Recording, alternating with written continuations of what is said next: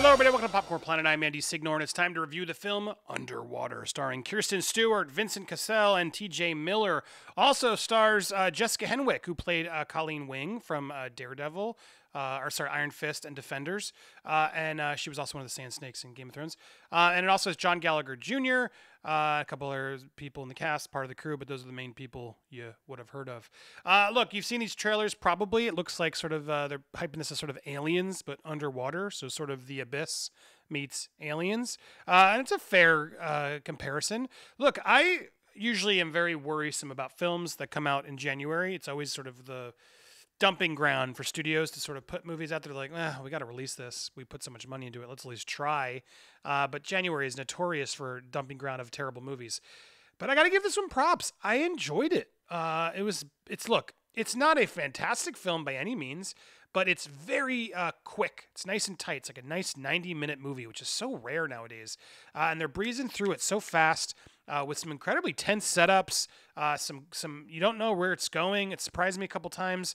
And you're just on this adventure of this crew that the action starts immediately. So the film stars Kristen Stewart. She is definitely the lead. And she is in her waking up in the ship. They're this underwater submarine. The year is 2050, and they're 11,000 meters down in the deep.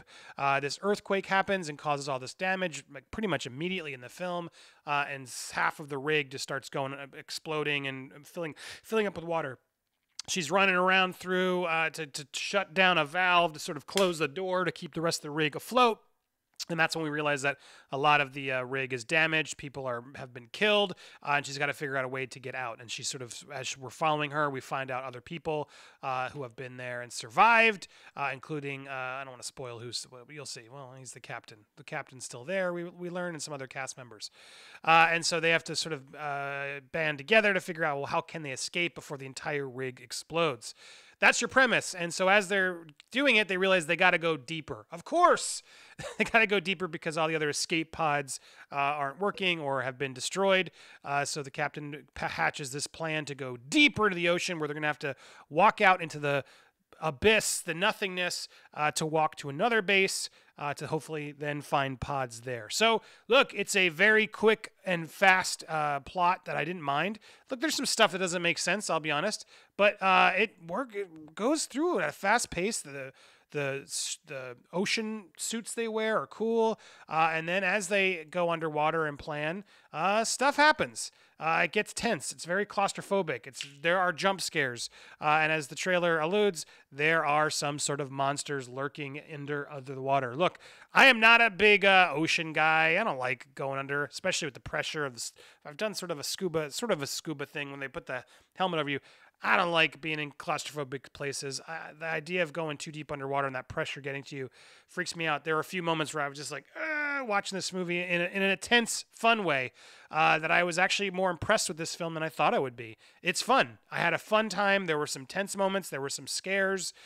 There's some cool turns into the plot that I enjoyed that I don't want to spoil. But I liked where it went. I liked that it kept it breezy, but still exciting. I liked that it didn't overstay its welcome and try and just overbog you with plots and justifications of why things are happening. You got to sort of just accept, okay, we're in some underwater base. Why? How? Who cares? They figured it out. This is the world we live in. It's the future. Let's go underwater and see what happens. And I enjoyed it. I thought the cast was good. Kristen Stewart, who I'm sometimes mixed on. She always feels like she's just sort of doesn't really want to be there in a lot of her performances. But look, she sold me on this one. She's nervous through a lot of it, but she's trying to press forward. She's no Ellen Ripley by any means, but she's trying her best. She's doing her own version, and she stands up. She's strong. She's trying to follow the captain and follow the team, but then also be her own character and her own hero. I liked her. I liked all the cast, actually. The cast was good. T.J. Miller, you'll either love him or you hate him. He's playing full T.J. Miller. He's comic relief, which I thought the film needed. Otherwise, it would have been bogged down and been super serious. But it was very reminiscent of the film Life, which I mentioned in my Best of the Decade, which you should watch if you haven't already watched that playlist. But Life was a really interesting movie starring Jake Gyllenhaal, Ryan Reynolds, and some comic relief there too. So they're in space and this creature gets on board and things go awry. So it was similar in that regard, but it's on water. Look, just like I liked Life, I liked Underwater. I think they are similar concepts, but we haven't really seen sort of an underwater adventure and sort of the dangers and the possibilities of what's there. It was interesting because I wanted to really sort of question, like, well, how realistic is this movie? Even though it's sci-fi, it's underwater. But I was just curious because they say they're underwater 11,000 meters deep. So then I went and watched, there's so many cool, if you've ever watched these, like How Deep is the Ocean videos on YouTube, go watch one. They're fascinating.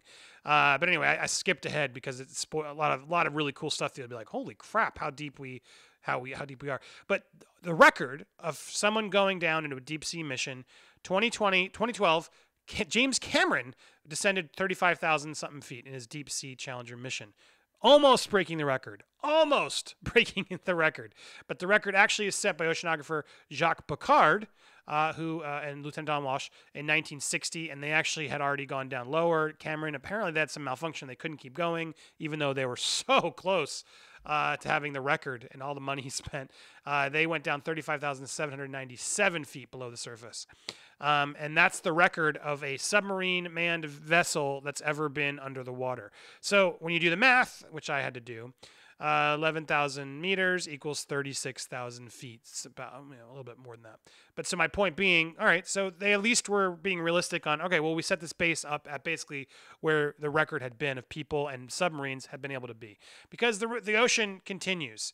That's just, we're here on a scale that goes down, incredibly, incredibly deep of the ocean. So, and, all the species we've never yet discovered, the fact that, we've never even 5% of the earth has only been explored. We can't even fathom what's down there. And so it sets up sort of a cool idea for a horror movie and a claustrophobic thriller. What do you do when you're down that low in a tin can that starts to shake and starts to implode, and pressure? If something goes wrong in your suit or in the ship, that pressure is going to explode people, and we get to see some exploding people. Look, I enjoyed it. I had fun with it. I thought it was a cool premise. I like the twist it goes to. I like the cast, T.J. Miller, Kristen Stewart, all of them I thought delivered. This was a film that was released by 20th Century Fox. This was a film that has been sort of stuck in turnaround for a few years because Disney bought them and then didn't really know what to do with this movie. And so they sort of pushed it out because it was done. It wasn't terrible, clearly, but they thought, well, let's just put it out in January. But I think, this movie probably could have, released with a little bit more fanfare, and hopefully the critics telling this will at least do well on, video, demand, streaming, wherever you watch. And I think it's a worthy theater fun. January, there's not a lot of stuff to see right now. You guys have seen Star Wars. You're not seeing Cats. The Grudge was not one to see. I hear 1917 is great. I'm waiting to finish my best of the year until I see that tonight. But that just opened this weekend wide. But aside from the other options right now, if you want to go see the theaters and have a fun, edge of your seat, exciting adventure with a couple jump scares, look, I would recommend Underwater. It's fun. It's simple. It's not going to, win any awards. It's probably not going to be one I remember at the end of this year. But I had an enjoyable time. So I got to give props when I see it.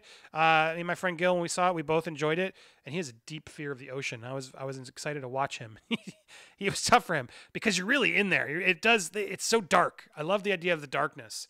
And then suddenly they do this great thing where they're in the ship and there's threats in the ship, right? There's like everything's going to break. We have to get out of the ship. And then it's like, well, then is it safer in the water? And then they're in the water and you're like, oh, and it's not, both places become unsafe, but they do this interesting thing of not just sticking them one place for the whole movie. They justify them to be in different surroundings and conflicts and stuff that's going to make you tense while changing up the scenery. So there's some really cool sequences. There's a couple of them. Again, near the end of the spoiler, there's a really great one with they have this thing where they tie each other by a line so they can, pull each other through tight things because they're crawling through a lot of claustrophobic moments where they're crawling through wreckage or, water, etc. And there's this one part with the line that was really cool.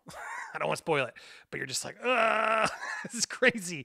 Because when one's attached, if someone falls, the other one's attached too. And then, man, what happens if you fall deeper or everything else? That's the perils of this sort of situation. So look, it was tense. It was exciting. There's some funny moments from T.J. Miller. Overall, I got to give props where they're due. And this is directed by William Eubank, who he did some shorts, nothing really I'd heard of.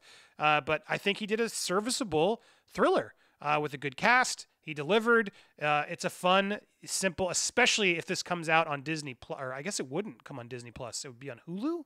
Just so weird. Why doesn't Disney Plus have an adult like a grown-up section and a kid section? So I could just have it all in one place. Charge me more or whatever. Just be easier. It'd be nice to have Disney.